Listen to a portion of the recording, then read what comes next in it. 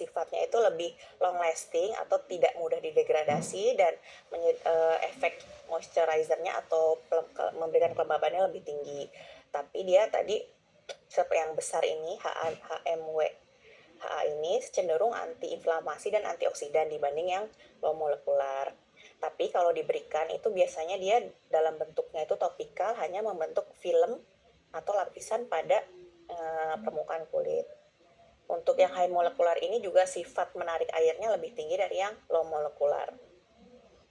Lalu ada juga sifat dari HA itu yang cross linking versus yang non cross linking. Pasti sejawat sudah sering dengar.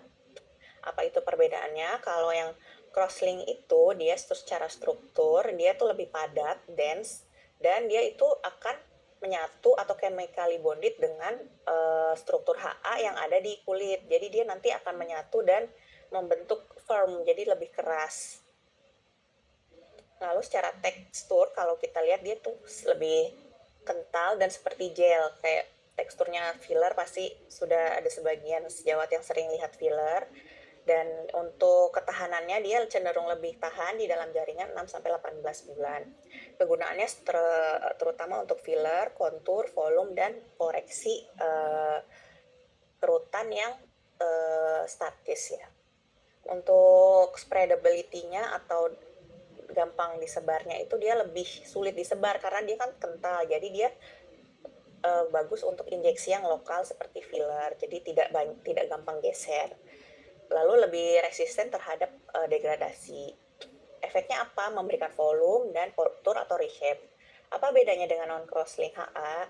Kalau non-crosslink HA itu rantai-rantai HA-nya itu lebih bebas dan dia itu tidak gampang berikatan atau membentuk nanti di jaringan itu tidak akan menjadi keras gitu.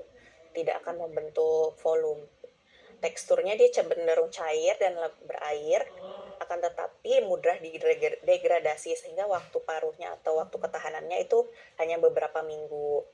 Lalu fungsinya biasanya untuk apa? Untuk skin booster, mesoterapi, hidrasi. Lalu spreadability-nya atau gampang disebarnya itu dia lebih gampang disebar dan mudah difusi ke jaringan-jaringan sekitar dibanding yang crosslink. Akan tetapi dia mudah didegradasi, jadi ketahanannya itu rendah. Fungsinya biasa digunakan untuk hidrasi, memperbaiki tekstur, dan supaya glowing. Lalu lanjut ke farmakodinamik hyaluronic acid. Untuk farmakodinamik sendiri itu setelah nanti dia didistribusikan di dalam jaringan itu bagaimana sih cara kerjanya hyaluronic acid ini. Jadi untuk cara kerjanya hyaluronic acid setelah didistribusi di jaringan, dia itu berfungsi sebagai hidrasi dan lubrikasi karena tadi sifatnya yang mampu menarik air 1000 kali dari berat molekulnya.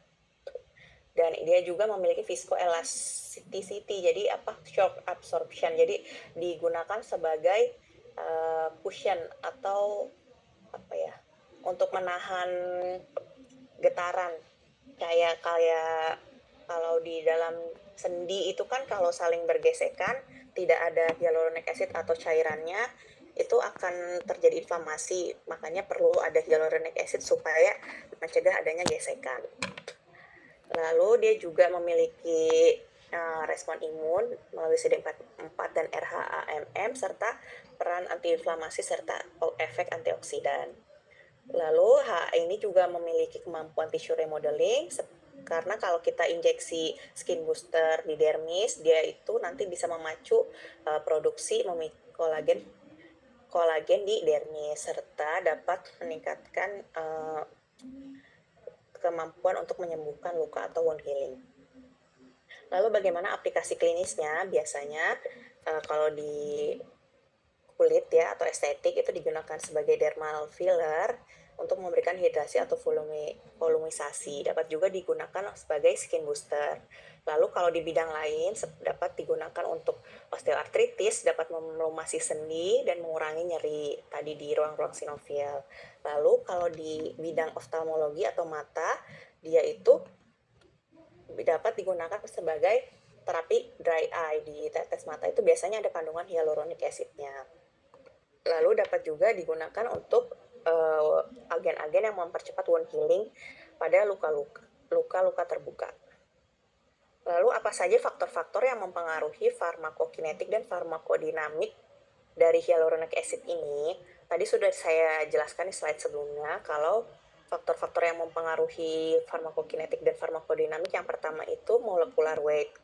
Jadi low molecular weight versus high molecular weight itu uh, makin cepat didegradasi kalau beratnya itu semakin rendah atau yang low MW. Kalau yang beratnya tinggi atau high MW itu lebih lama didegradasi, jadi efeknya di jaringan itu lebih lama, dapat memberikan hidrasi lebih lama. Lalu faktor yang lain yang mempengaruhi itu juga cross-linking, karena dia nanti bersatu dengan jaringan-jaringan di sekitar, membentuk ikatan yang apa, yang cross-link itu, jadi dia lebih resisten atau terhadap degradasi. Jadi nggak lebih lama di situ kayak filler. Filler itu kan lebih lama stay di kulit dibandingkan skin booster, karena skin booster biasanya non cross-link. Jadi kalau filler efeknya itu lebih lama dibanding dengan skin booster. Lalu seperti yang sudah dijelaskan, faktor-faktor yang mempengaruhi terutama yaitu rute pemberiannya. Kalau pemberiannya melalui topikal dan oral, efeknya itu untuk melembabkan kulit itu cenderung kurang karena tadi absorpsinya kurang kalau mau diberikan melalui topikal dan oral. Kalau langsung diinjeksikan ke jaringan target itu cenderung lebih stay atau efeknya lebih maksimal.